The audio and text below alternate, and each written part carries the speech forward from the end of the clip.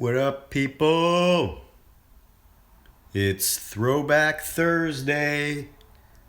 Throwback Thursday, everybody's favorite day. I'm gonna wait for some folks to join me over here, which means if you're watching back the video at a later time, this part won't be so interesting. What's up, Caleb? How's it going? Where are you joining from? Let me know where you're at tonight, or today, or tomorrow, depending on your time zone. Where you guys coming from?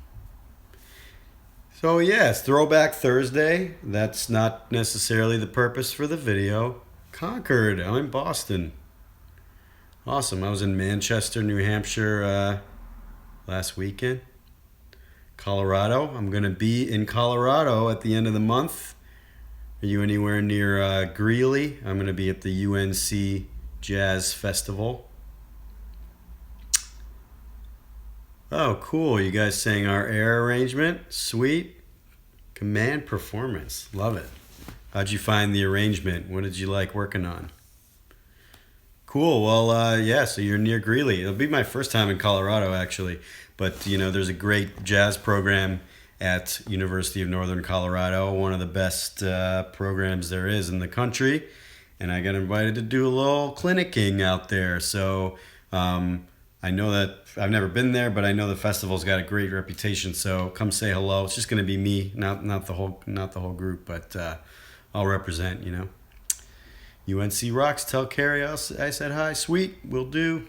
Yep, I'm pretty sure that he's the guy who's bringing me out there. But yeah, anyway, this is my second YouTube live.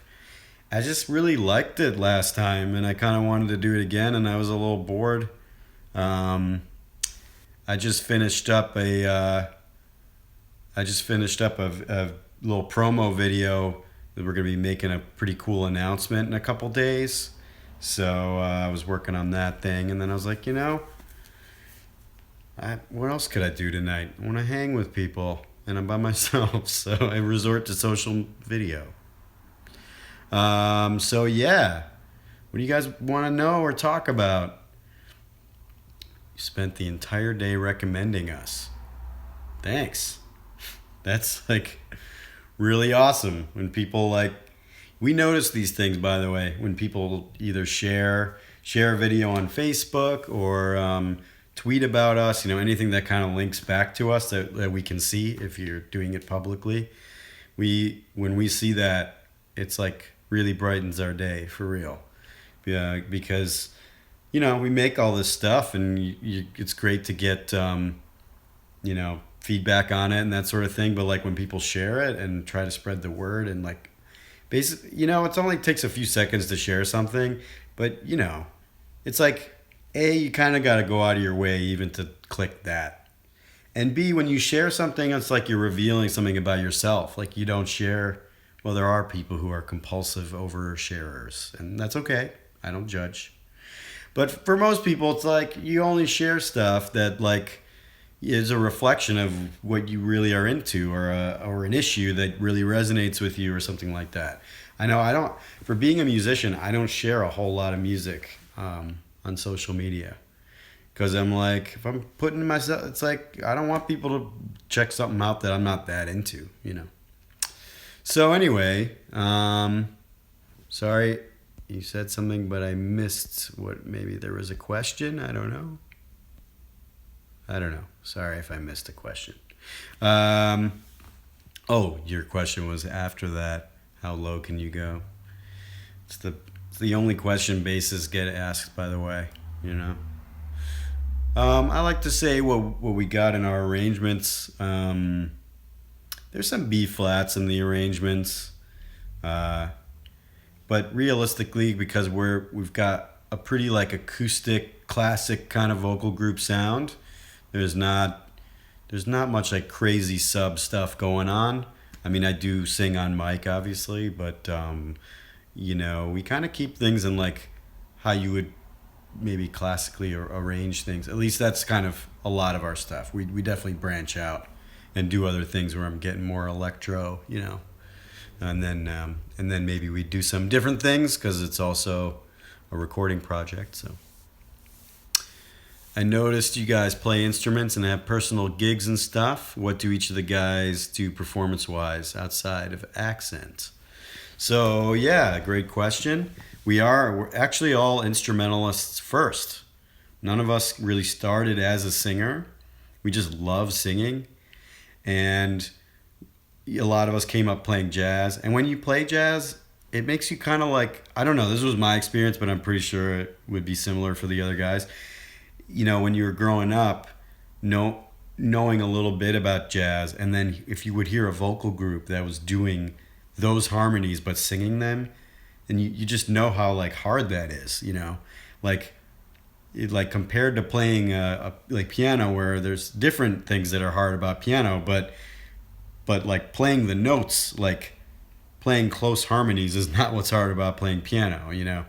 It's like, because you know I have to play these notes, but when you got to sing them and you got to hold these parts that are incredibly close to each other, you know, that's what turned me on to singing, was hearing vocal harmony, not so much just singing by itself. So yeah, we all play piano. Andrew plays like everything. If you're why don't you queue up another video? You can open it in another tab and search Andrew Kessler One Man Band.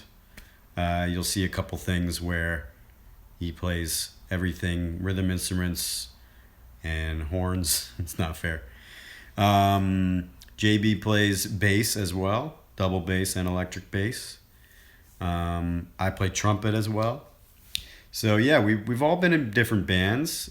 Some of us are playing, like, you know, we don't all live in one place. And you're basically Andrew when it comes to playing instruments. I envy you, man. I wish I was like that guy who could like just pick up anything. So yeah, we all play in bands and stuff. We don't live together, so like we're all making a buck, you know, in different ways. And so some of us are playing in like different professional music ensembles all the time, picking up whatever we can. I was in a rock band for like quite a long time here in New England. Been in many bands though in my life, but I'm not doing anything else regularly besides accent right now. And then some of us are doing composition and arrangement and stuff like that for, you know, professional work outside of performing. Hope that answers your question. So our question: how many why so many tenors in the group? How many is too many? Or how many is so many? No wonder. I don't feel we have so many.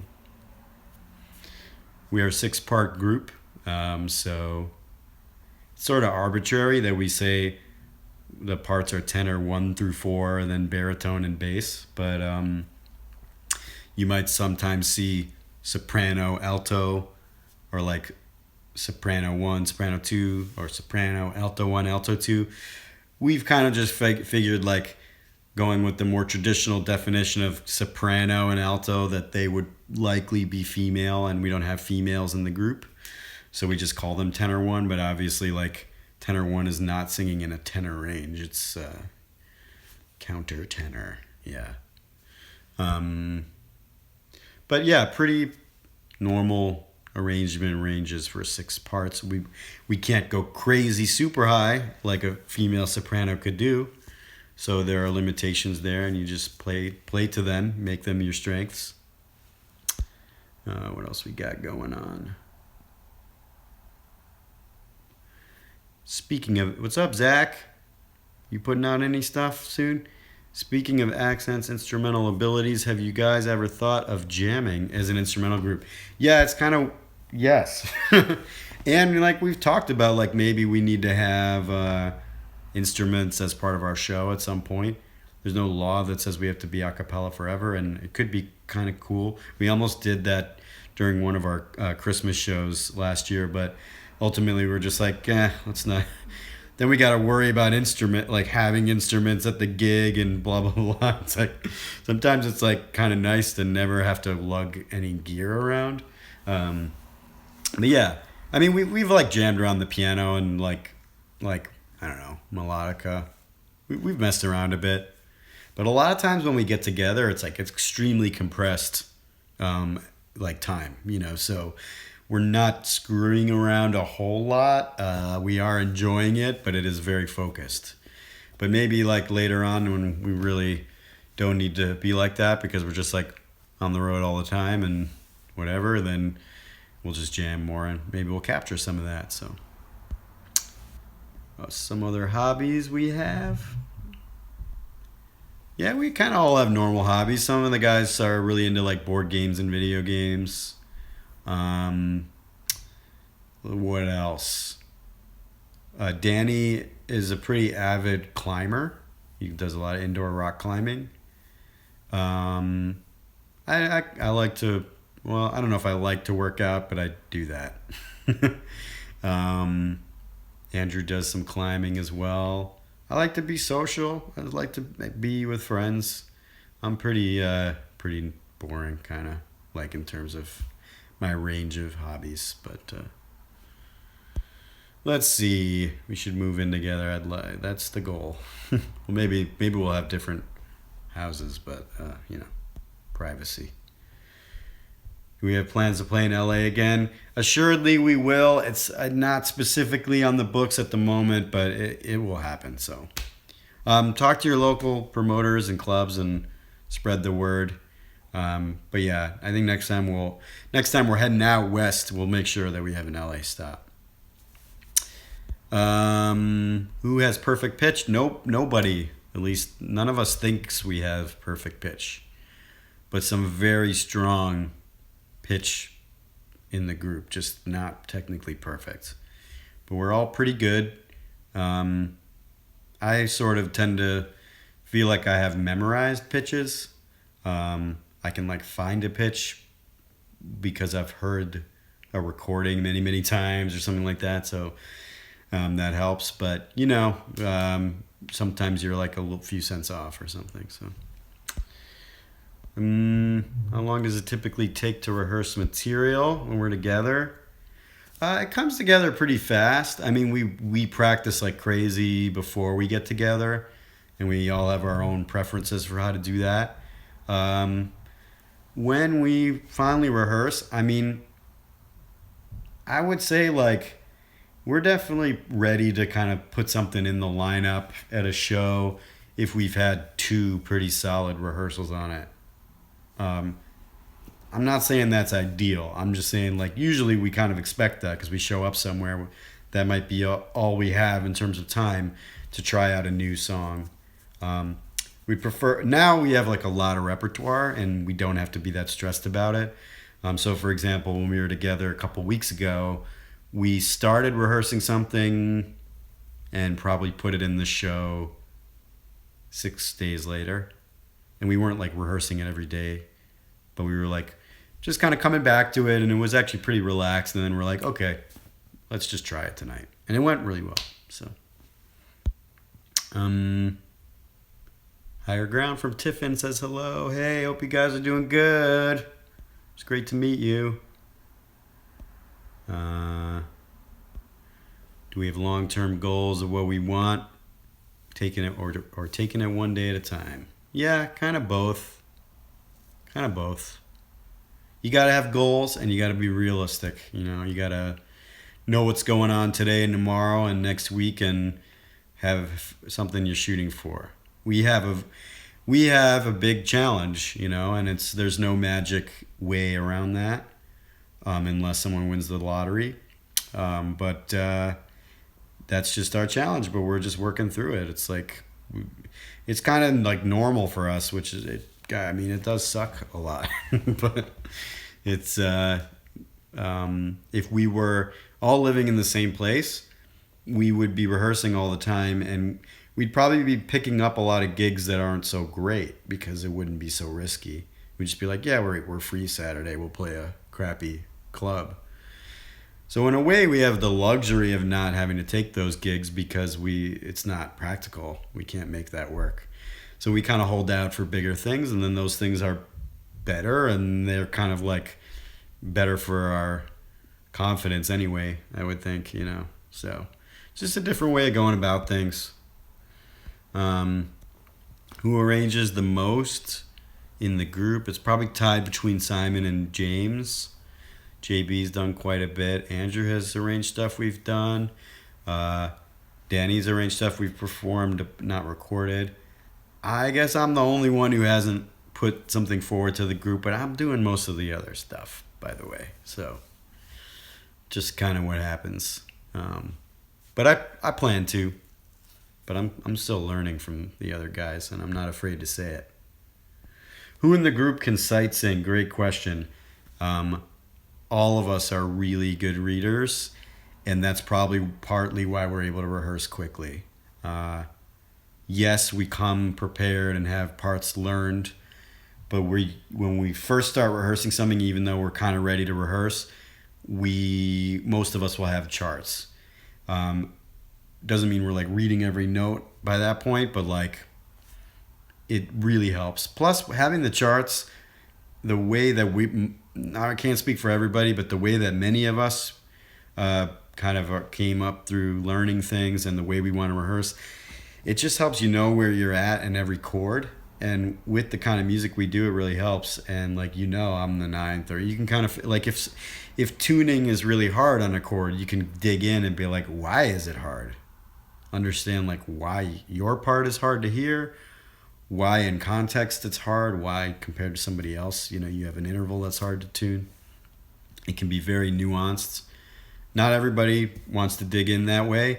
And, there are groups that do this that do not read music, and man, that blows my mind, honestly. Like Take Six, they don't read music. They learn parts by rote. They can hear them on the piano. And I can't really do that. I can do it, but not efficiently. I also have kind of a visual memory, so it's like after I've learned things from a chart, I can actually see the chart in my head. I remember like what side of the page something was on and what staff or what system,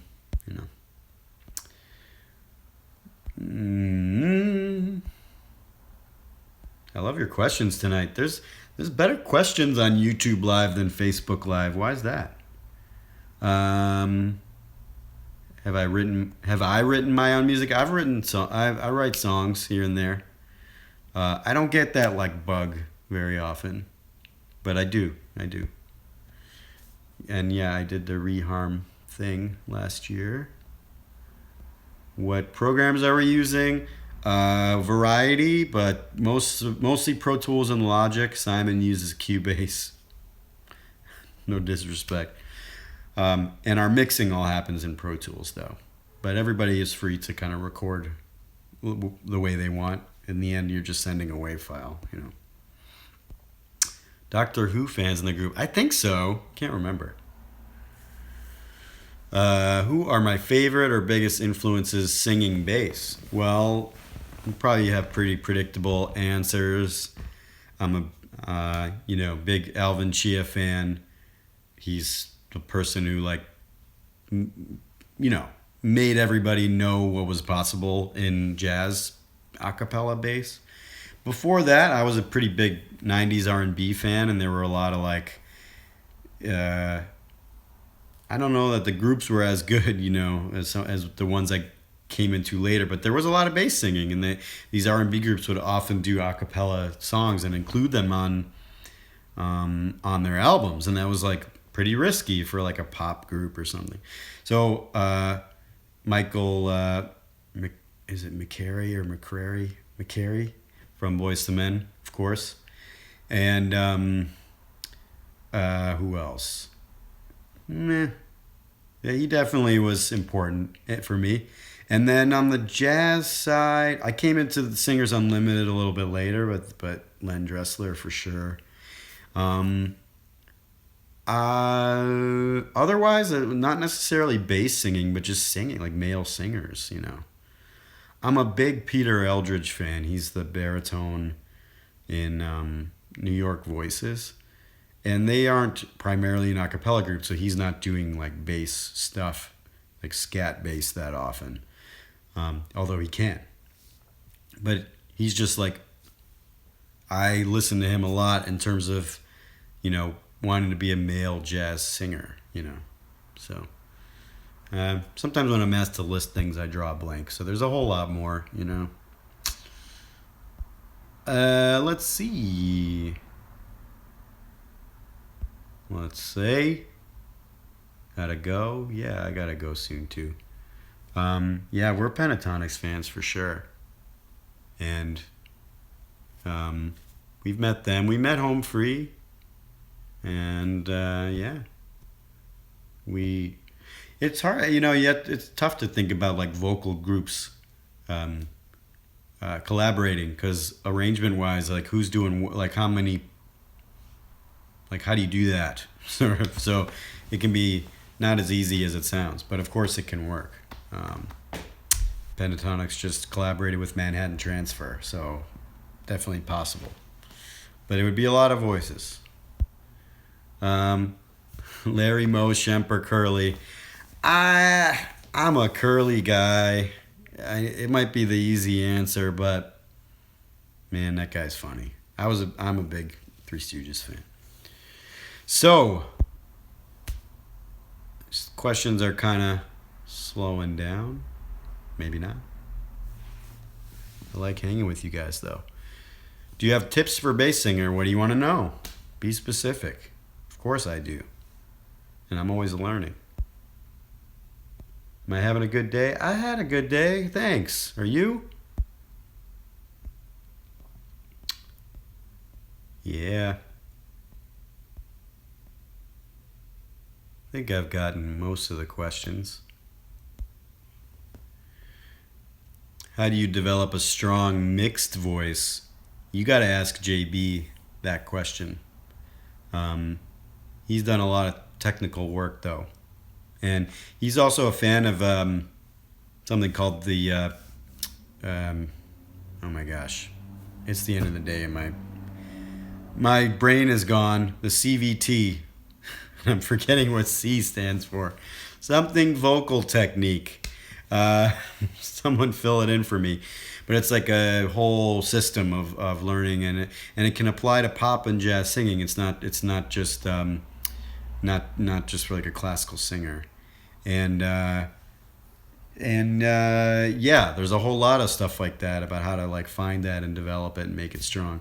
I'm not the guy to teach you, nor could I probably summarize it now if I wanted to. So sorry about that. But also listening, man. Listening always helps. Like there are people who, like Claude McKnight of Take Six, just has that like crazy, like you can't tell if it's, head voice, chest voice. And just knowing what you're trying to achieve or what's possible is half the battle, I think. Complete vocal technique. Thank you. I was going to say contemporary, but I knew that wasn't right. What's wrong with Cubase? Nothing. I'm just not experienced with it. It's just kind of old school. It's not, I wouldn't say it's the industry standard these days, so we just kind of make fun of them. It's like, why? It's like someone having a flip phone, kind of. I don't know. What are some of our dream venues? I don't know, any. We got to play one. We were at the Royal Albert Hall in London in December, and that was a trip. I love those like historic venues, like the beautiful old ones. That's definitely for me. And I want to play like a big, crazy, old outdoor amphitheater arena kind of thing too.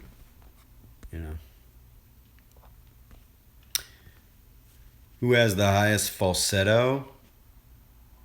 I'm not sure. Andrew has a really high one. It's weird. Simon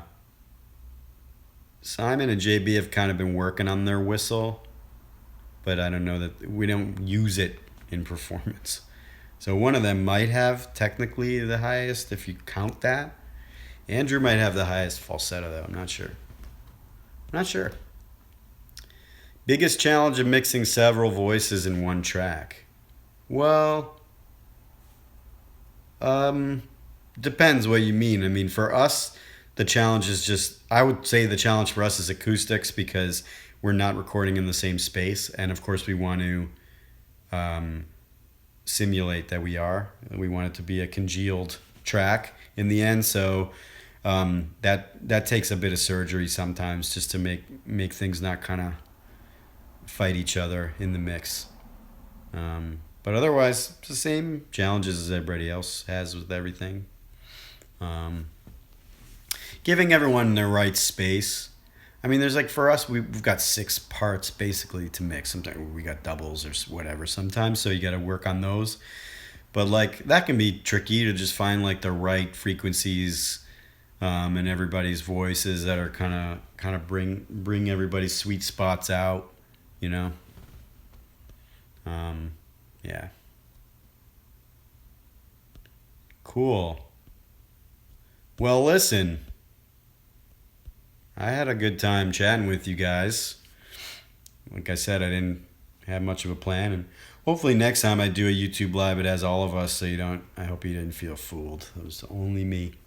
But yeah, it's cool to connect with everyone. I enjoy the YouTube live. Seems to hit a bit of a different audience from Facebook, so it's good to vary it up a little bit. Um, if you like what we're doing, make sure you're subscribed to everything: YouTube, Facebook, Instagram. We're not on Snapchat at the moment, and but Facebook apparently has turned into Snapchat, so no problem. And yeah, hope you all have a wonderful rest of the day or evening. And let us know what you want us to talk about next time. And talk to you soon. And good night.